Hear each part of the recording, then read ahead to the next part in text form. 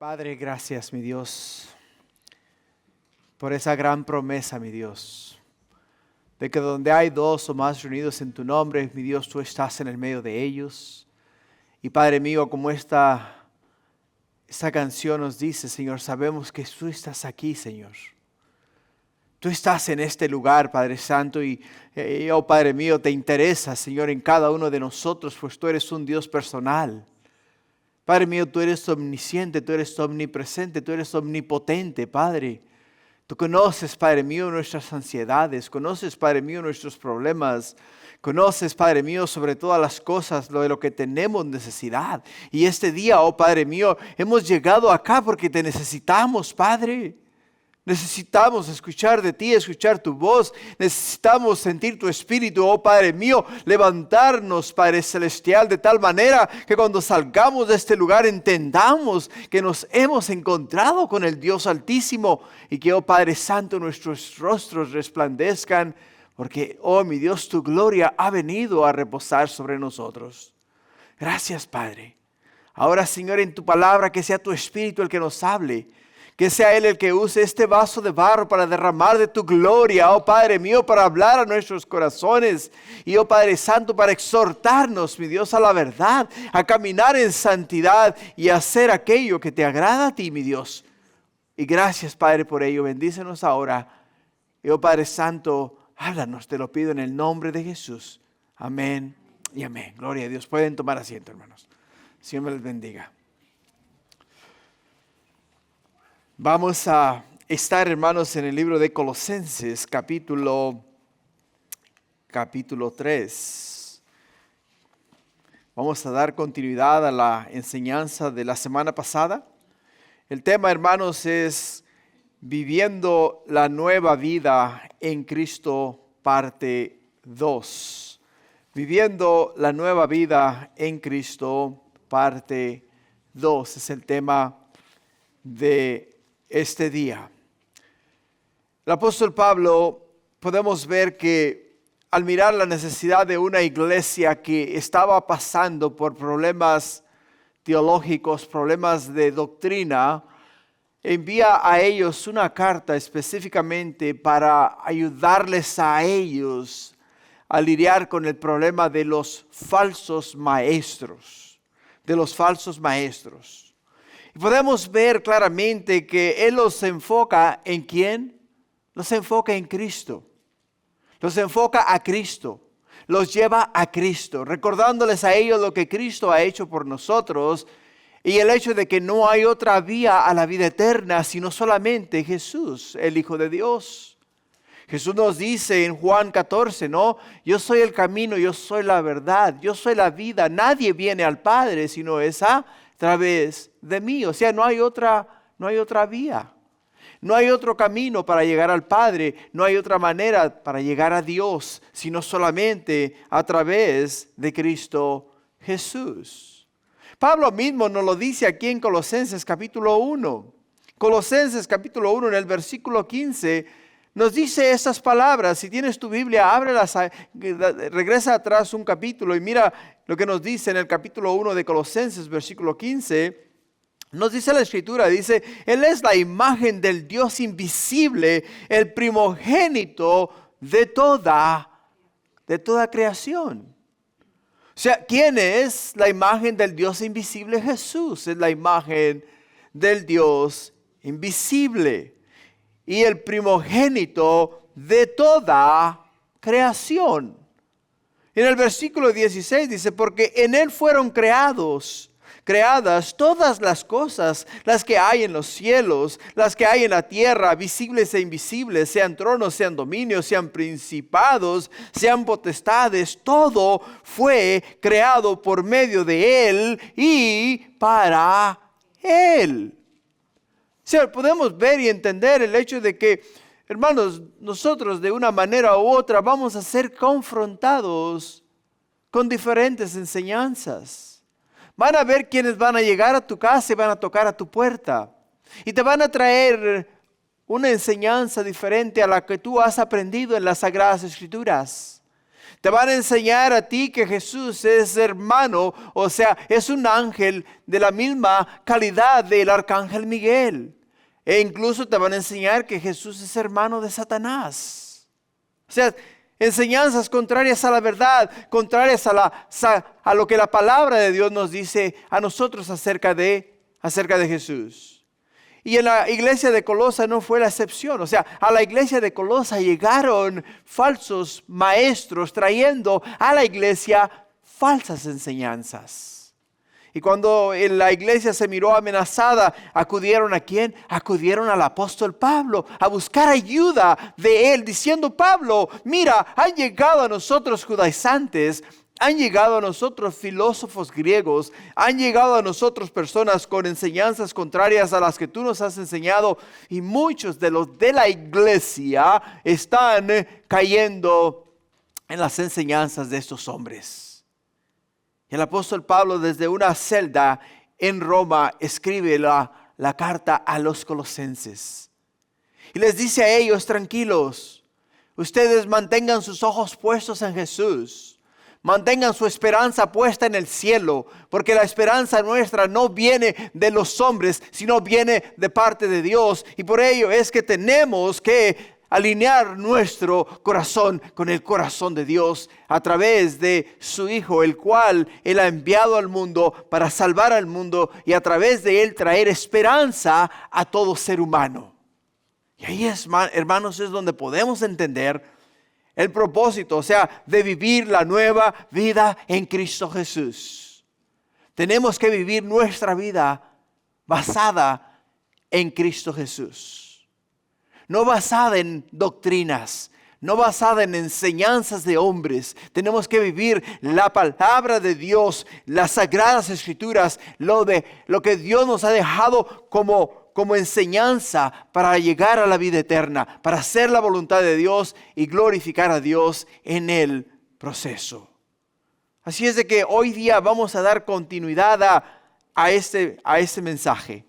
La semana pasada comenzamos a estudiar del versículo 5 y llegamos hasta el versículo 14. Hoy día, hermanos, vamos a continuar nosotros enseñando acerca de lo que Pablo quiso dar a la iglesia de Colosa, para que con la sana doctrina pudieran contrarrestar las falsas enseñanzas. La semana pasada, hermanos, tocamos el punto abandonando la vieja naturaleza. Si recuerdas, la semana pasada tocamos el punto de abandonar la vieja naturaleza. Lo miramos de los versículos 5 hasta el versículo 11. Y el apóstol Pablo nos dice en el versículo 5, dice: haced morir pues lo terrenal en vosotros: fornicación, impureza, pasiones deshonradas, desordenadas, malos deseos y avaricia, que es idolatría, cosas por las cuales la ira de Dios viene sobre los hijos de desobediencia, a las cuales vosotros también anduvisteis en otro tiempo, cuando vivías en ellas. Pero ahora, dice, dejad también vosotros todas estas cosas: ira, enojo, malicia, blasfemia, palabras deshonestas de vuestra boca. No mintáis los unos a los otros, habiéndoos despojados del viejo hombre con sus hechos, y revestidos del nuevo, el cual, conforme a la imagen del que lo creó, se va renovando hasta el conocimiento pleno, donde no hay griego ni judío, circuncisión ni incircuncisión, bárbaro ni escita, siervo ni libre, sino Cristo es el todo y en todos. Cristo es el todo y en todos. O sea, no podemos nosotros basarnos en lo que otra gente o otras personas vengan y nos quieran enseñar como verdad, nos quieran enseñar como doctrina. Muchas veces las palabras que salen de los labios de ellos son convincentes, son convincentes e incluso muchas de esas palabras son sacadas de las Sagradas Escrituras. Son sacadas de las Sagradas Escrituras, de la palabra de Dios. Y cuando los escuchas y escuchas el mensaje de ellos, te preguntas dentro de ti mismo, wow, suena hermoso. La enseñanza parece ser sólida.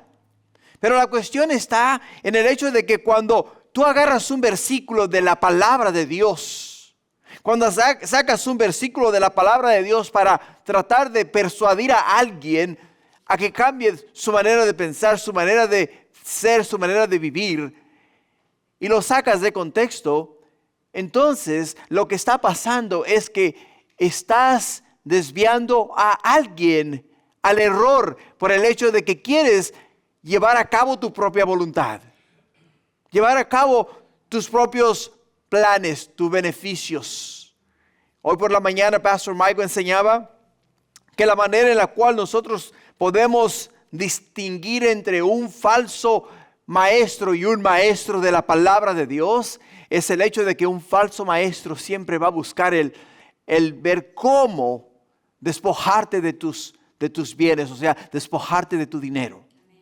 Es la manera en la cual tú te vas a dar cuenta si el maestro de la palabra de Dios es sólido o es una persona que literalmente está buscando su beneficio propio. Y cuando una persona que busca su beneficio propio, busca el hecho de persuadirte, ¿a qué? Persuadirte a dar dinero a su causa, entonces automáticamente puedes darte cuenta que su enfoque de él no es la palabra de Dios, sino su enfoque de él es ver cómo te despoja de tus bienes. ¿Cómo te despoja de tus bienes? Aquí el apóstol Pablo en esos versículos que acabamos de leer nos dice a nosotros que tenemos que hacer morir lo terrenal. Tenemos que hacer morir lo terrenal.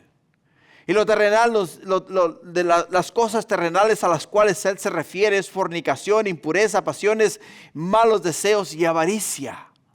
Tenemos que hacerlas morir. O sea, cuando tú haces morir algo, quiere decir que eso que murió ya nunca más puede afectar tu vida.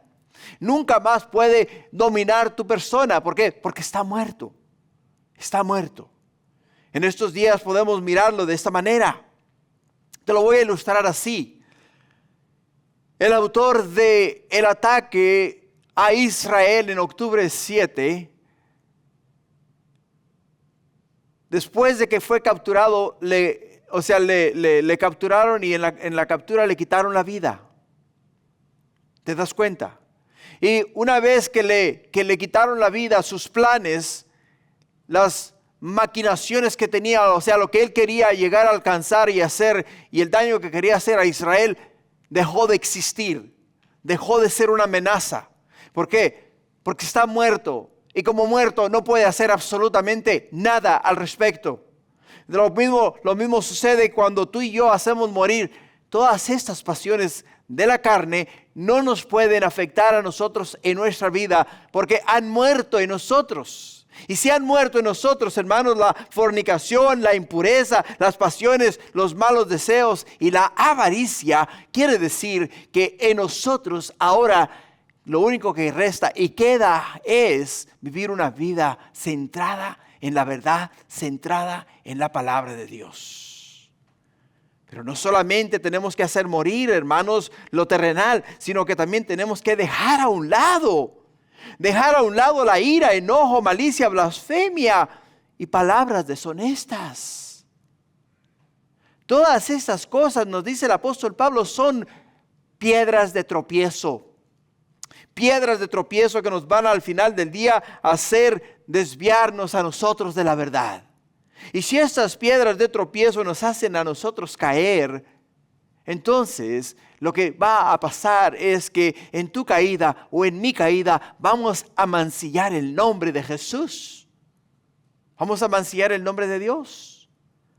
Y es ahí donde tú y yo tenemos que hacer lo que la palabra de Dios nos dice a nosotros que tenemos que hacer. La palabra de Dios nos exhorta a nosotros a qué? Nos exhorta a hacer morir aquellas cosas que nos dominan. Nos exhorta a dejar a un lado aquellas cosas que nos afectan, que son dañinas a nuestra vida. Y es por ello que tenemos que obedecer a la palabra de Dios antes que obedecer a nuestros propios deseos carnales. La semana pasada también tocamos el segundo punto de este estudio. El segundo punto que tocamos la semana pasada, hermanos, es revistiéndonos del nuevo hombre. Revistiéndonos del nuevo hombre. De los versículos 12 al 14 dice: vestíos pues como escogidos de Dios, santos y amados, de entrañable misericordia, de benignidad, de humildad, de mansedumbre, de paciencia, soportándoos unos a otros y perdonándoos unos a otros, si alguno tuviere queja contra otro. De manera que Cristo os perdonó, así también haced vosotros. Y sobre todo, dice, sobre todas estas cosas, vestíos de amor, que es el vínculo perfecto. Vestíos de amor, que es el vínculo perfecto. Podemos ver y entender el hecho de que en los versículos anteriores el apóstol Pablo, inspirado por el Espíritu Santo, nos exhorta a nosotros a eliminar aquellas cosas que nos hacen caer en la vida. Aquellas cosas que nos alejan de la verdad. Aquellas cosas que literalmente, hermanos, nos alejan de la promesa de Dios. Y nos exhorta a eliminarlas, quitárnoslas de arriba. Es como que si literalmente te dijera el apóstol Pablo: quítate el abrigo, porque ese abrigo es causa de fornicación. Quítate los zapatos, porque esos zapatos te pueden llevar al lugar equivocado. Quítate la camisa, porque esa camisa literalmente te puede hacer caer. O sea, es como quitarse una ropa de arriba. Pero ahora nos dice a nosotros, ahora que te has quitado todas estas cosas, no te puedo dejar a ti sin vestimenta. Ahora te tienes que vestir, ahora te tienes que poner, ahora te tienes que poner lo que agrada a Dios. Tienes que revestirte del nuevo hombre. Ahora tus pensamientos tienen que ser pensamientos de Dios. Ahora tus palabras tienen que ser palabras que animen, exhorten y alienten a las personas. Por ello dice, ¿qué nos dice? Vestíos pues como escogidos de Dios. Vestíos pues como escogidos de Dios. La semana pasada te ilustré esa porción de la palabra de Dios con el hecho de que si un rey te adoptase a ti como su hijo de él, y entonces te trajese a la casa real y te diese un cuarto, y dentro de ese cuarto te diera un armario lleno de vestiduras reales, pero tú llegas allá con tu ropa normal y te sientes más cómodo porque te identificas con tu vestimenta y no te quieres quitar tu vestimenta para ponerte las vestiduras reales. Entonces entra el rey y te dice: ¿qué pasó? ¿Por qué no te has cambiado? Ya no eres más hijo de la perdición, ahora eres hijo del rey. Ahora necesito que te identifiques conmigo, ahora necesito que te vistas como yo, porque ahora tienes que representarme y me vas a representar ante el mundo, porque ahora eres mi hijo. Ahora eres mi hijo. Ahora el mundo te va a mirar a ti como uno de los míos y por lo tanto tienes que llevar mis ropas, tienes que llevar mis vestiduras reales. Pero si tú te niegas a hacerlo, estás viviendo en desobediencia al mandato que te hace o te da el rey. Por ello, Pablo la semana pasada nos exhortó a nosotros ¿a qué? Nos exhortó a vestirnos como escogidos de Dios. Y las vestiduras que tú y yo tenemos que llevar, hermanos, las vestiduras que tenemos que llevar en nosotros, tienen que ser vestiduras de misericordia, de benignidad, de humildad, de mansedumbre y de paciencia. De paciencia. Y nos exhorta ¿a qué? A soportarnos los unos a los otros. Todas estas vestiduras, las cuales nos identifican a nosotros con el Hijo de Dios. Nos identifican a nosotros como hijos de Dios. Las cuales, hermanos, al mirar las personas en nosotros, van a saber que somos hijos del Rey. Pero si salimos nosotros y volvemos a ser quienes antes éramos, si hablamos de una manera sucia, o sea, de una manera obscena, si, hermanos, participamos en todo lo que el mundo participa, ¿cómo el mundo va a saber que tú y yo somos hijos del Rey? Porque seguimos vistiendo las vestiduras que antes vestíamos. El apóstol Pablo en Efesios capítulo 4, versículo 22, nos dice esas palabras que son para nosotros bastante alentadoras. Dice, en cuanto a la pasada manera de vivir, despojaos del viejo hombre, dice, que está viciado conforme a los deseos engañosos, y renovaos en el espíritu de vuestra mente, y vestíos del nuevo hombre creado según Dios en la justicia y santidad de la verdad. O sea, el nuevo hombre, el cual ahora ha venido a morar en nosotros. O sea, nosotros hemos sido transformados. ¿Por qué? Porque nuestro viejo hombre ha muerto. Ha quedado en el pasado. Y el Señor nos ha vestido con un nuevo hombre. O sea, hemos sido transformados. Hemos sido cambiados. Pero ahora está en ti y está en mí vestirnos todos los días con las vestiduras con el atavio de Dios. Por ello, cuando el apóstol Pablo dice como escogidos de Dios, nos está hablando acerca de nuestra identidad. De nuestra identidad. Si tú eres un escogido de Dios y Dios te ha sacado de las tinieblas y te ha traído a la luz admirable, ya no eres hijo de la perdición, ya no eres hijo del mundo. Ahora eres hijo de Dios. Ahora tu identidad está con Dios. Ahora cuando el mundo te mire a ti, ya no mira a quien tú eras anteriormente. Ahora mira en ti a un nuevo hombre creado según la imagen de Jesús. Según la imagen de Jesús. Podemos ver que Jesús, cuando habló a las masas, les hablaba a ellos en parábolas. Y en Mateo capítulo 22, versículo 9, nos da una de ellas. En Mateo 22, 9 nos dice, id pues a las salidas de los caminos y llamad a las bodas a cuantos halléis. Y saliendo los siervos por los caminos, juntaron a todos los que hallaron, juntamente malos y buenos, dice, y las bodas fueron llenas de convidados. Y entró el rey para ver los convidados y vio allí a un hombre que no estaba vestido ¿de qué? No estaba vestido de boda. Y le dijo, amigo, ¿cómo entraste aquí sin estar vestido de boda? Mas él enmudeció. Entonces el rey dijo a los que servían, atadle de pies y manos y echarle en las tinieblas de afuera. Allí será el lloro y crujir ¿de qué? Y crujir de dientes. Si a Jesús nos ilustra esta porción en esta porción de la palabra de Dios, el hecho de que en el reino de Dios habemos buenos y malos. ¿Te das cuenta?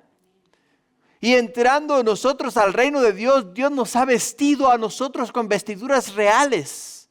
Dios ha puesto en nosotros un nuevo ser, un nuevo hombre.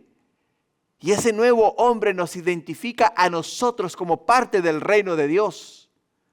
Y todo aquel que quiere entrar en sus propias fuerzas, a través de su propio esfuerzo, todo aquel que quiere entrar conforme a su propio criterio, puedes ver acá el hecho de que ante los ojos de Dios no puede ser bien visto. Y cuando alguien es visto de esa manera, literalmente el Señor mismo dice, sacadlo ¿de qué? Sacadlo de aquí. Sacadlo de aquí. Si el rey, digamos, te adopta y te hace uno de sus hijos, y el rey te da, como te dije, un armario lleno de vestiduras reales, y tú no quieres vestirte con las vestiduras del rey, ¿qué tú crees que va a hacer el rey? ¿Te va a mandar un consejero? ¿Crees que te va a mandar un psicólogo? ¿Crees que te va a mandar alguien de recursos humanos? Para ver si puede convencerte a la idea de que ahora eres su hijo. No. Si tú te niegas a adoptar tu nueva identidad, si tú te niegas a adoptar a aceptar de que ahora eres hijo del rey y deliberadamente vives en rebeldía en la casa del rey, ¿qué crees que eventualmente va a hacer el rey? Te va a echar del palacio, te va a echar de su casa, te va a echar fuera. Y es lo que la palabra de Dios nos está tratando de ilustrar a nosotros. ¿Por qué? Porque tú y yo hemos sido transformados, hemos sido cambiados, hemos sido vestidos con un nuevo hombre, un nuevo yo, una nueva persona. Por ello es que aquí Pablo que describe, hermanos, describe las vestiduras que debemos vestir todos los días. Las vestiduras que debemos llevar puestas en nosotros, hermanos, es la misericordia, la benignidad, la humildad, la mansedumbre, la paciencia. La paciencia. Por ello es que para nosotros es muy importante entender el hecho de que si estas cualidades no son parte de nuestra vida, tenemos que adoptarlas. No es que vengan a ti de una manera natural. Cuando tú te levantas en la mañana, no amaneces vestido. Cuando tú te levantas en la mañana, no amaneces ya bañado. Bueno, quizá en sudor, ¿no? Pero tienes que levantarte. Tienes que entrar a la ducha, ¿no? A la regadera. Tienes que bañarte. Después de bañarte, tienes que ponerte ropa. O sea, tienes que hacerlo. Porque no puedes salir desnudo afuera. Lo tienes que hacer. De la misma forma, nosotros tenemos que hacer que diariamente tenemos que adoptar la misericordia. Misericordia es tener compasión y sensibilidad hacia los demás. Diariamente tenemos que tener compasión y sensibilidad hacia los demás. Tenemos que vestirnos con benignidad. Benignidad, hermanos, es actuar con amabilidad y generosidad. Todos los días tenemos que actuar con amabilidad y generosidad, todos los días. Pero también tenemos que vestirnos de humildad. Vestirse de humildad significa no buscar la grandeza personal, sino servir a quienes, servir a los demás. Servir a los demás. Igual también tenemos que vestirnos de mansedumbre. Mansedumbre significa responder con calma y paciencia en lugar de enojo y opresión. Pero más que nada, paciencia. Tenemos que vestirnos con paciencia. Paciencia nos habla de soportar con amor, sin quejas, las dificultades y los defectos de los demás. Quizá digas, me estás pidiendo algo imposible. No, ¿sabes por qué? Porque si Dios es contigo, ¿quién puede estar en contra de ti? O sea, diariamente, todos los días tenemos que depender de Dios. Yo no puedo, hermanos, vestirme de misericordia, de humildad, de mansedumbre, ni de paciencia, si no me ayuda a mí el Señor, ¿a qué? A vestirme de esa manera. Yo no puedo adoptar una nueva vida si no es el Señor ayudándome a mí a adoptar esa nueva vida. Y lo mismo te ocurre a ti. Tú no puedes, escúchame, tú no puedes. ¿Por qué? Porque tu naturaleza es de pecado. David nos dice en el Salmo 51, en pecado me concibió mi madre, en pecado, dice, he sido concebido. En pecado he sido concebido. Lo que quiere decir es que por naturaleza nosotros vamos a ¿qué? Vamos a adoptar o vamos a tratar de hacer aquello que nos complace. Aquello que sabemos que es contrario a ¿qué? Contrario a la verdad, contrario a la palabra de Dios. Pero nosotros tenemos que hacer la decisión. Nosotros tenemos que decir, Señor, Yo no me voy a dejar llevar por lo que yo quiero. Yo este día, Padre, opto por hacer lo que tú quieres. Este día, Señor, me doblego a tu voluntad. Este día, Padre, yo te pido que se haga tu voluntad en mi vida y no la mía. ¿Qué quieres que haga? ¿Qué quieres que haga? Ahora, cuando hacemos todas estas cosas, el apóstol Pablo nos dice, y sobre todas esas cosas, vestidos de amor. Vestidos de amor, ¿por qué? Porque el amor es el vínculo perfecto. O sea, es lo que nos une a nosotros, el amor. El amor de Dios, el amor del Padre, el amor del Hijo. Primera de Corintios, Pablo nos dice en el capítulo 13, dice, si yo hablo lenguas humanas y angelicales y no tengo amor, ¿qué dice? Vengo a ser como metal que resuena o címbalo que retiñe. Y si tuviera profecía y entendiese todos los misterios y toda ciencia, y si tuviese toda la fe de tal manera que trasladara los montes y no tengo amor, nada soy.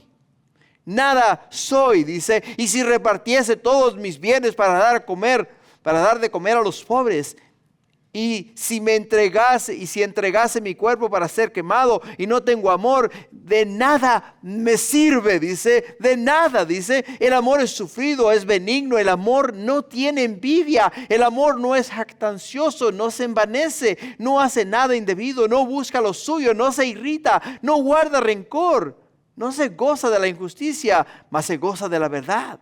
Todo lo sufre, todo lo cree, todo lo espera, todo lo soporta. El amor nunca deja de ser, pero las profecías se acabarán. Y cesarán las lenguas, la ciencia se acabará. El amor es la suma de todas las cosas descritas en este pasaje.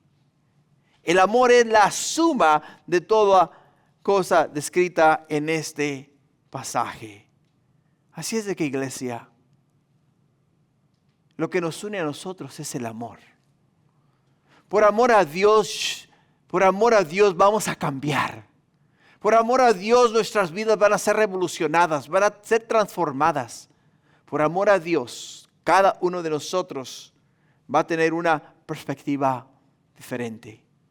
Pero ante todo y sobre todas las cosas, Jesús nos dice en Juan 13:35, nos dice estas palabras: en esto conocerán todos que sois mis discípulos, si tuvieres amor los unos a los otros. ¿Quieres saber si eres discípulo de Jesús? Si amas a tu prójimo, si nos amamos mutuamente. Cuando Jesús viene y habla a las multitudes y está Él enseñando la palabra de Dios, y las multitudes literalmente lo están comprimiendo de tal manera que María, su madre, y sus hermanos se preocupan por Él y le mandan decir: hey, sal de ahí porque te van a matar, ¿no? Entonces le mandan decir: ahí está tu mamá, ahí están tus hermanos afuera, quieren hablar contigo. Y Jesús, mirando a las multitudes, les dice a ellos: ¿quién es mi madre y quién es mi hermano? ¿Y quiénes son mis hermanas? Y los mira a todos ellos y les dice: he ahí mi madre, he ahí mis hermanos, he ahí mis hermanas. Y es exactamente lo que el día de hoy pasa en nosotros. Cuando estamos juntos, hermanos, tenemos un amor increíble los unos por los otros. ¿Por qué? Porque es el amor de Dios que nos constriñe. Es el amor de Dios que nos une. Es el amor de Dios que nos cementa. Es el amor de Dios que nos pega los unos a los otros. Es el amor de Dios. Por ello, cuando uno de los nuestros está enfermo, nos dice la iglesia que cuando un miembro del cuerpo de Cristo sufre, los demás ¿qué? Sufrimos. Por ello es que cuando un hermano está enfermo y manda a decir: estoy enfermo, oren por mí, ¿qué hacemos? Nos pegamos todos ¿a qué? A orar por aquel hermano o aquella hermana. Y ahora, para dar final a este estudio que es viviendo en Cristo una nueva vida, Vamos a continuar en el punto 3. Y el punto 3, hermanos, es viviendo en armonía y gratitud. Y lo vamos a mirar de los versículos 15 al versículo 17. Viviendo en armonía y gratitud. O sea, vivir unánimes en un mismo espíritu, una misma mente, un mismo corazón, un mismo sentir. Es lo que nos dice la Escritura. Fíjate lo que nos dice el versículo 15. Y la paz de Dios gobierne en vuestros corazones, a la que asimismo fuisteis llamados en un solo cuerpo, y sed, ¿qué? Agradecidos. Ser agradecidos. La paz de Dios. Los manuscritos y versiones más antiguas leen la paz de Cristo, como la podemos ver en Filipenses 4:7. Filipenses 4:7 dice, y la paz de Dios que sobrepasa todo entendimiento, guardará vuestros corazones y vuestros pensamientos en Cristo Jesús. La paz de Dios o la paz de Cristo, hermanos, nos habla a nosotros de las palabras de Jesús.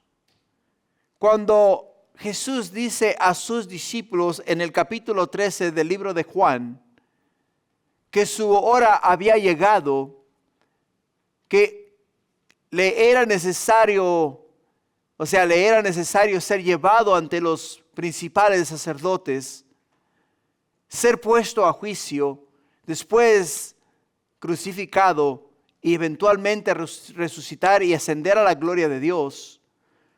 Lo que les está diciendo a ellos es, muchachos, voy a morir. O sea, voy a morir. Mi misión en este mundo ha llegado a su fin.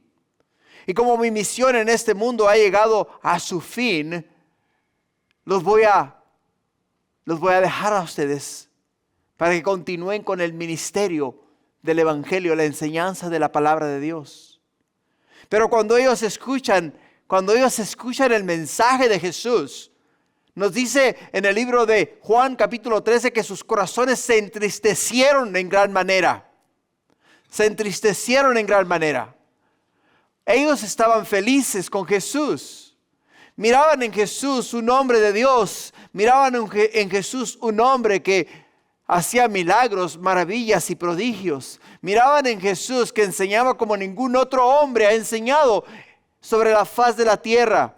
Y todos ellos tenían fe y creían que Jesús era el que prontamente tomaría el reino de Israel y actuaría como su Mesías de ellos. Y los liberaría a ellos del yugo opresor de sus enemigos. Pero lo que no entendieron ellos es que Jesús en sí es el rey de Israel, es nuestro rey, pero no venía para postularse como rey sobre la tierra, sino para postularse como rey sobre nuestros corazones. No entendieron eso ellos. Y como no lo entendieron, la esperanza de ellos se hizo nada, se disolvió. Y como la esperanza de ellos se disolvió, entonces entró que la ansiedad en el corazón de ellos. Y al entrar la ansiedad en el corazón de ellos, Jesús les dice a ellos en Juan 14:27, les dice a ellos, la paz os dejo, mi paz os doy. Dice, yo no os la doy como el mundo la da. No se turbe vuestro corazón, ni tengan miedo. O sea, Jesús les dice a ellos, yo mientras he caminado en esta tierra, he caminado en la paz de Dios. Y lo que yo poseo en estos momentos, aunque sé que voy a la cruz, aunque sé que me van a torturar, aunque sé que me van a hacer lo que jamás se le ha hecho a hombre humano, no me aflijo en lo absoluto. Porque yo sé el plan de Dios. Yo sé la esperanza que tengo en el Padre.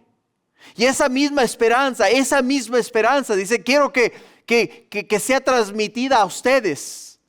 Que si ustedes tienen que morir en la tierra por causa de mi nombre, tengan la seguridad de que cuando cierren sus ojos aquí en el mundo, los van a abrir en mi presencia. Y nada en esta tierra les robe a ustedes la paz. Les robe a ustedes la paz. Por ello les dice, mi paz os doy.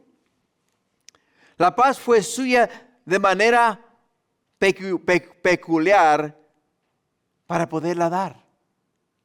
¿Te das cuenta? La paz fue suya de manera peculiar para poderla transmitir. Y la misma paz, la cual nos menciona el apóstol Pablo aquí en el versículo 15, es la misma paz de la cual Jesús habló a sus discípulos. Por ello les dice en el versículo 15, les dice a ellos estas palabras, dice, y la paz de Dios gobierne en vuestros corazones. La paz de Dios gobierne en vuestros corazones. En en Efesios capítulo 4, versículo 1, el apóstol Pablo nos dice estas palabras. Dice en el versículo 1 de Efesios 4, dice, yo pues, dice, preso en el Señor, os ruego que andéis como es digno de la vocación con que fuisteis llamados, con humildad y mansedumbre, soportándoos con paciencia los unos a los otros, en amor, solícitos en guardar la unidad del Espíritu en el vínculo de la paz. Un cuerpo, un espíritu, como fuisteis llamados en una misma esperanza de vuestra vocación, un Señor, una fe, un bautismo, un Dios y Padre de todos, el cual es sobre todos y por todos y en todos. Y en todos. Por ello, cuando dice Él, la paz de Dios gobierne en vuestros corazones, la palabra gobierne aquí nos habla de un árbitro, de alguien que va a arbitrar en tu persona. Alguien que va a estar en el punto medio. Alguien que va a estar en el centro. En el centro. Que cuando venga la ansiedad del mundo, cuando vengan los problemas de financieros o en el trabajo, o problemas que surjan en la familia, que la paz de Dios esté en el centro de tu vida y que la paz de Dios te traiga a ti la seguridad y la tranquilidad de que no importa lo que suceda, no importa lo que pase, Dios está contigo y Dios nunca te va a abandonar porque está en el centro de tu vida, está entre tu persona y el problema de la vida. Él te va a ayudar ¿a qué? Te va a ayudar a resolver cualquiera que sea la situación. Ahora, cuando dice Él en vuestros corazones, muchos llevan un semblante pacífico y hablan paz con la boca, mientras hay guerra, ¿dónde? En sus corazones. O sea, la paz de Dios, hermanos, no es algo exterior. O sea, la paz de Dios no es algo exterior. La paz de Dios se vive y se refleja en el corazón. Se refleja en el corazón. El Salmo 28:3 dice, no me arrebates juntamente con los malos y con los que hacen iniquidad, los cuales hablan paz con sus prójimos, pero la maldad está ¿en dónde? Está en su corazón. Y en el Salmo 55:21 dice, los dichos de su boca son más blandos que mantequilla, dice, pero guerra hay en sus corazones. Suaviza sus palabras más que el aceite, mas ellas son espadas desnudas. O sea, Pablo literalmente nos está diciendo a nosotros aquí en este versículo, en el versículo 15 específicamente, dice que cuando Dios es el mediador, el árbitro, aquel el cual está entre nosotros y el problema, y nosotros ponemos nuestros ojos y nuestra esperanza en el Señor, no hay absolutamente nada en esta tierra, hermanos, que nos pueda robar el gozo de saber que Dios está con nosotros. De saber que Dios está con nosotros. Ahora, no solamente nos dice que la paz de Dios gobierne en vuestros corazones, dice, a la cual asimismo fuisteis llamados. Fuisteis llamados. Cuando es tiempo de cenar, ¿qué te dicen? La cena está lista, ¿no? ¿Te están llamando a qué? A cenar. Cuando estás en línea para comprar algo y llega tu turno de hablar con la persona con la cual tú estás negociando, te llaman por nombre y te dicen, hey, señor, señora, su turno ha llegado, ¿puede por favor pasar? ¿Te están qué? Llamando. Y lo que nos dice acá el apóstol Pablo a nosotros es que la paz de Dios gobierne en vuestros corazones, a la que asimismo fuisteis llamados. Fuisteis llamados, hermanos, en un solo cuerpo. En un solo cuerpo. ¿Por qué? Porque no hay otra esperanza. Cristo, como miramos al principio de la enseñanza, es la cabeza. Cristo es la cabeza de la iglesia. Nosotros somos el cuerpo. Todos nosotros como iglesia, todos nosotros como cuerpo, somos llamados a la paz de Dios. Somos llamados a la armonía. Somos llamados a la santificación. Somos llamados a hacer la voluntad de Dios y no la nuestra. Por ello termina termina el versículo 15 diciendo, y sed agradecidos. ¿Agradecidos de qué? Agradecidos de que la paz de Dios gobierna en nuestros corazones. Agradecidos de que hemos sido llamados. ¿Hemos sido llamados a qué? Hemos sido llamados a vivir en esa paz que solamente Dios puede traer a nuestras vidas. La iglesia en Colosas estaba siendo atacada por diferentes áreas. La iglesia en Colosas estaba recibiendo enseñanzas falsas y se les estaban imponiendo a ellos cargas que no podían llevar. Y no solamente cargas que en sí no tenían bases bíblicas, sino que tenían bases en costumbres y tradiciones, las cuales ninguna de ellas podían salvar al hombre de su pecado. Podían salvar al hombre de su maldad. Tenían que mantener la esperanza viva. Tenían que tener la esperanza puesta en Jesús y solamente en Jesús. Por ello en el versículo 16, ¿qué nos dice el apóstol Pablo? En el versículo 16 dice, la palabra de Cristo more ¿en qué? En abundancia en vosotros, enseñándoos y exhortándoos unos a otros en toda sabiduría, cantando con gracia en vuestros corazones al Señor con salmos e himnos y cánticos espirituales. O sea, Pablo dice que la palabra de Dios, la palabra de Cristo more en abundancia, o sea que haya en abundancia en vuestros corazones.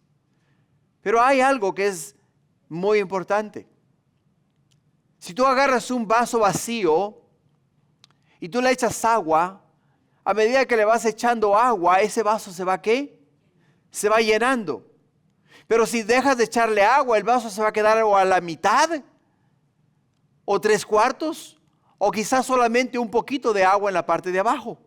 No sabemos, ¿verdad? Dónde pares o dónde hayas parado o dónde estés tú en estos momentos.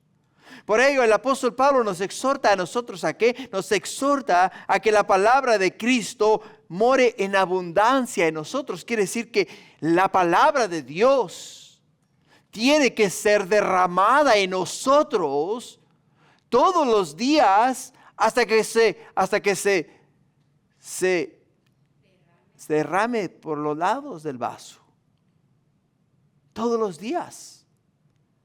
Diariamente tenemos que llenar nuestro corazón con la palabra de Dios.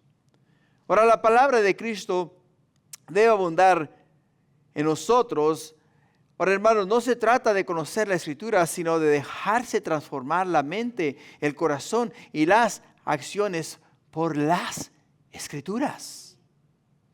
Por las Escrituras. Ahora, cuando nos dice amor en abundancia, significa que debe estar profundamente arraigada y ser el centro de tu vida espiritual. Que tú vas a hacer una decisión, vas a comprar un carro, pongámoslo de esa manera. Que tú digas, Señor, tu palabra dice que tú estás conmigo todos los días hasta el fin del mundo, que no dejarás que mi pie caiga al resbaladero o en las manos de un mal vendedor, ¿verdad?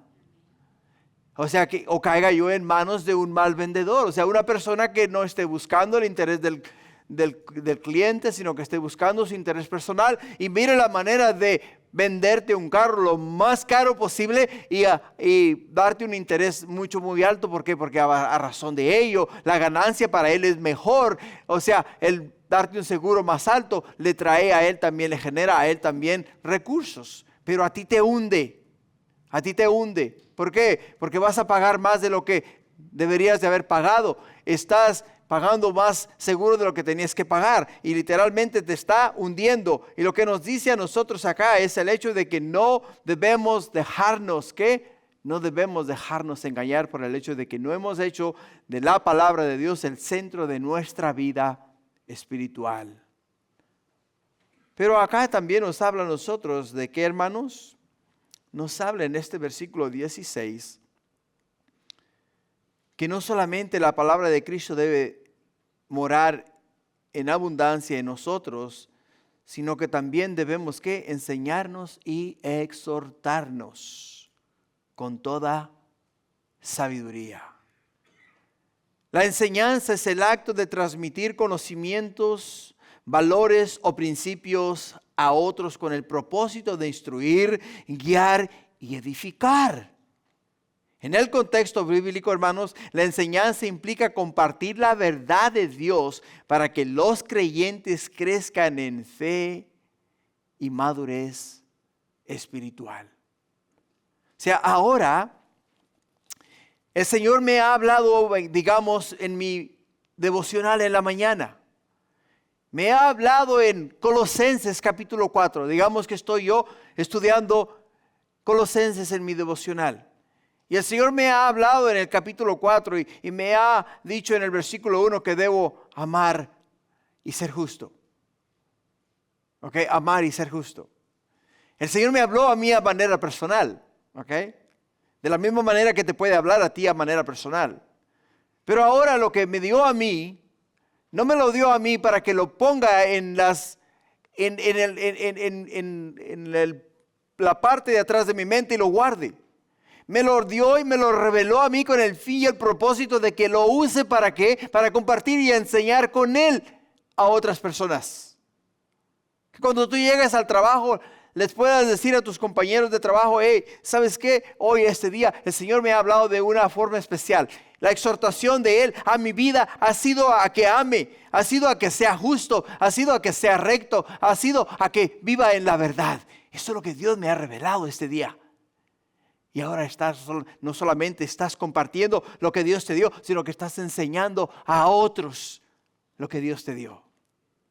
Por ello, cuando hablamos de enseñar, hablamos de transmitir conocimiento. El conocimiento que Dios te ha dado. Pero no solamente, hermanos, hablamos de transmitir conocimiento, sino que hablamos de impartir verdad, impartir la palabra de Dios. Ahora, hay aspectos claves de la enseñanza de la Biblia, hermanos, como transmitir la verdad no es solo compartir información, sino impartir sabiduría basada en la palabra de Dios. Impartir sabiduría basada en la palabra de Dios. También nos habla a nosotros de ayudar a los creyentes a vivir conforme a la voluntad de Dios, como nos lo dice Pablo en el libro de Efesios, capítulo 4, versículo 11. En Efesios 4:11 dice, y él mismo constituyó a unos apóstoles, a otros profetas, a otros evangelistas, a otros pastores y maestros, al fin de perfeccionar a los santos para la obra del ministerio, para la edificación del cuerpo de Cristo, hasta que todos lleguemos a la unidad de la fe y del conocimiento del Hijo de Dios, un varón perfecto a la medida de la estatura de la plenitud de Cristo, para que ya no seamos niños fluctuantes, llevados por doquier de todo viento de doctrina, pero por estratagemas de hombres que para enseñar emplean con astucia la artimaña del error, sino que siguiendo la verdad en amor, crezcamos en todo en aquel que es la cabeza, esto es Cristo, de quien todo el cuerpo bien concertado y unido entre sí por todas las coyunturas que se ayudan mutuamente, según la actividad propia de cada miembro, recibe su crecimiento para ir edificándose en amor. Ir edificándose en amor. Ahora, no solamente nos exhorta el apóstol Pablo a compartir la enseñanza, sino que también nos exhorta a exhortar a otros.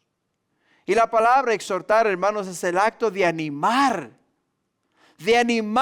advertir y motivar a alguien a vivir de acuerdo con la verdad y la voluntad de Dios. Ahora que el Señor me ha dado a mí, me ha revelado su palabra, me ha revelado la verdad, yo te voy a exhortar, te voy a animar. Hey, hermano, no te desanimes, no tires la toalla, levántate, vamos en el nombre del Señor. Caminemos hacia la meta, hacia el supremo llamamiento, hacia Cristo Jesús. No dejémonos, no nos dejemos vencer por los obstáculos de la vida. Por ello es que en el contexto bíblico, hermanos, la exhortación implica tanto el estímulo positivo como la corrección amorosa para edificación espiritual. Así es de que, iglesia, la exhortación, el apóstol Pablo nos exhorta a enseñar, a exhortar, pero sobre todas las cosas a impartir sabiduría. A impartir sabiduría.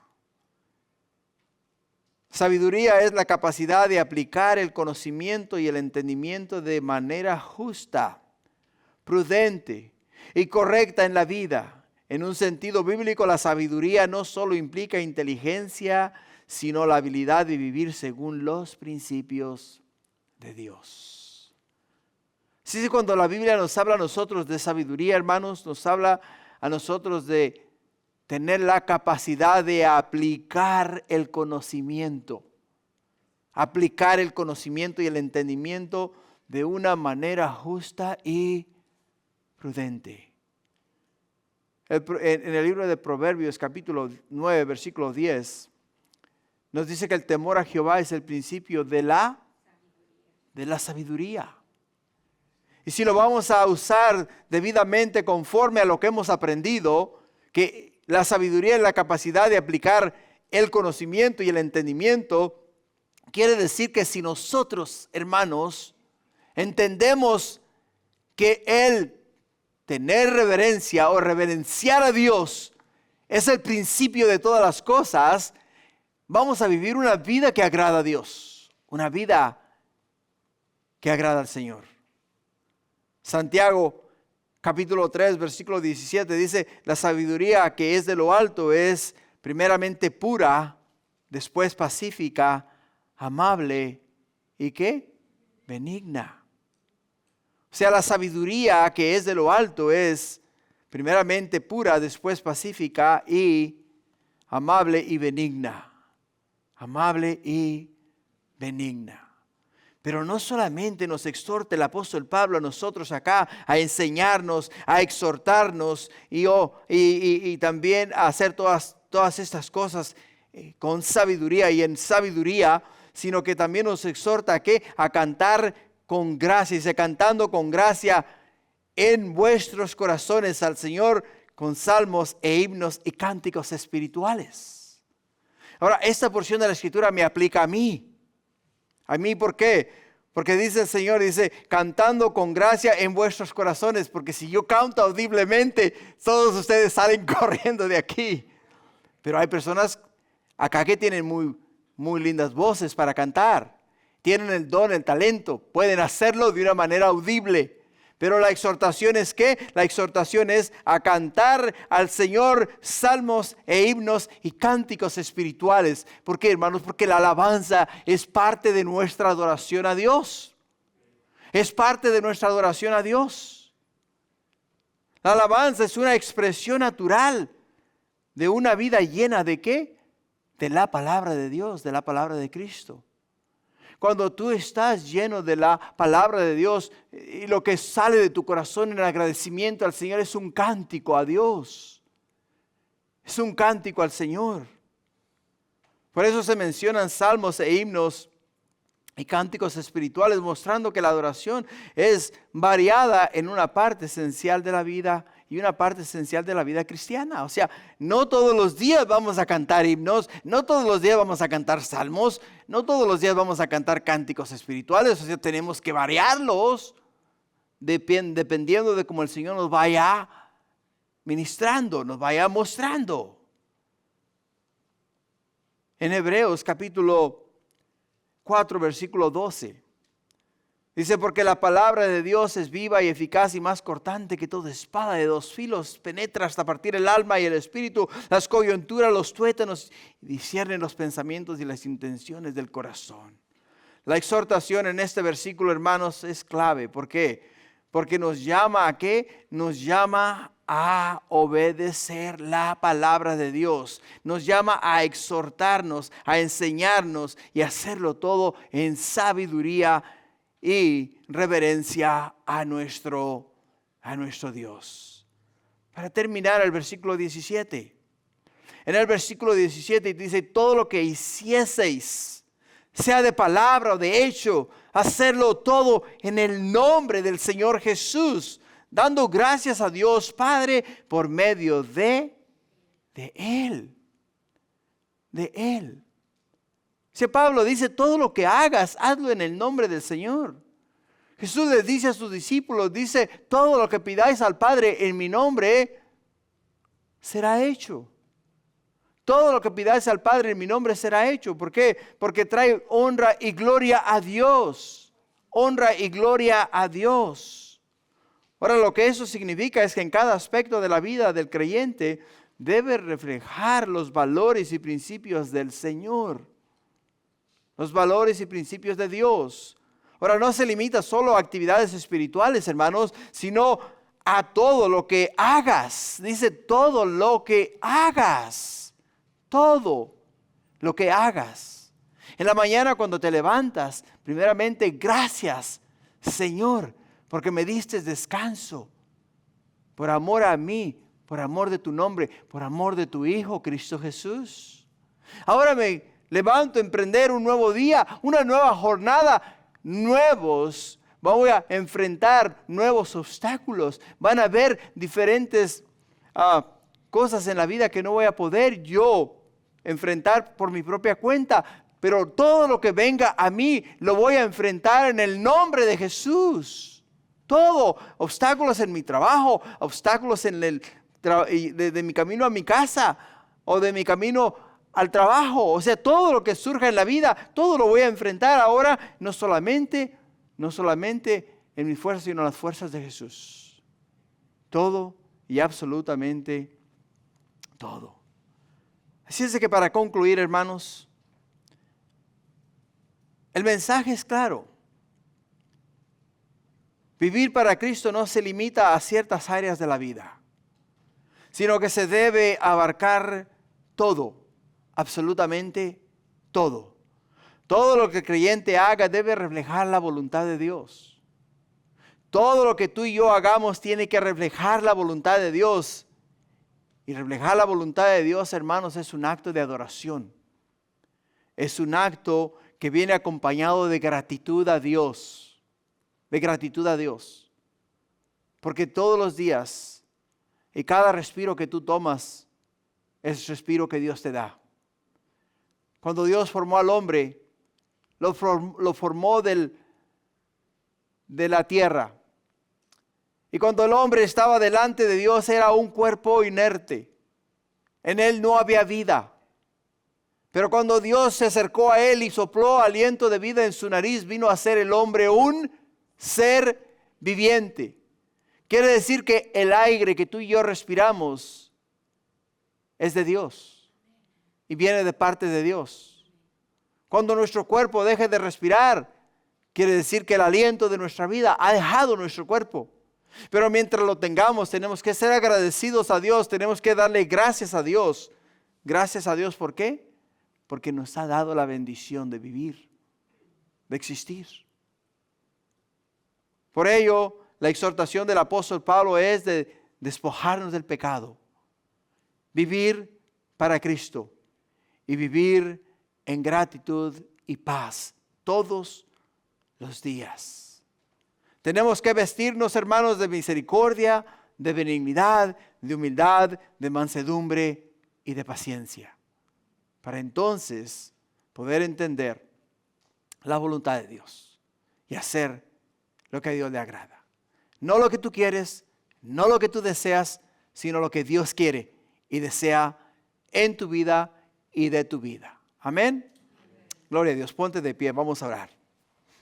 Ponte de pie, en reverencia al Señor, vamos a cerrar este estudio con una oración.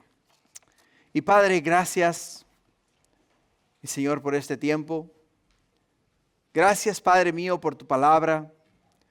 Señor, es tan profunda, es tan hermosa. Viene cargada de tantas cosas lindas, tantas cosas buenas. Y oh, mi Dios, nos revela, oh Señor, aquellas cosas que aún existen, oh Padre Santo, en nuestro corazón, que son obstáculos para nuestro crecimiento. Y estos obstáculos, mi Dios, detienen nuestro caminar contigo. Por ello, este día, Señor, venimos a ti y nos abrimos delante de tu presencia y te decimos, Padre mío, haz en nosotros, Padre mío, una operación de corazón abierto, Señor. Y saca, oh Padre Celestial, de nuestro corazón la inmundicia. Saca, oh Padre Celestial, de nuestro corazón la maldad. Saca, oh Padre Santo, de nuestro corazón aquellas cosas, mi Dios, que nos envenenan diariamente. Y oh Padre Celestial, pon en nuestro corazón la misericordia, oh Padre Santo. Pon en nosotros la benignidad, pon en nosotros, Padre mío, la humildad, pon en nosotros, Padre mío, la mansedumbre y pon en nosotros, Padre Celestial, ese corazón paciente a esperar en ti y en ti todo el tiempo. Gracias, Padre, bendícenos y bendice este día. He ahí tu iglesia, ahí tus hijos, he ahí tu pueblo, Padre, tú los compraste a precio de sangre, son tuyos, Padre mío, cuida y guarda de ellos. Cuando salgan de estas puertas, vayan, mi Dios, con tu protección y vayan, Padre mío, con tu bendición. Te lo pido este día en el nombre de Jesús y todos decimos amén.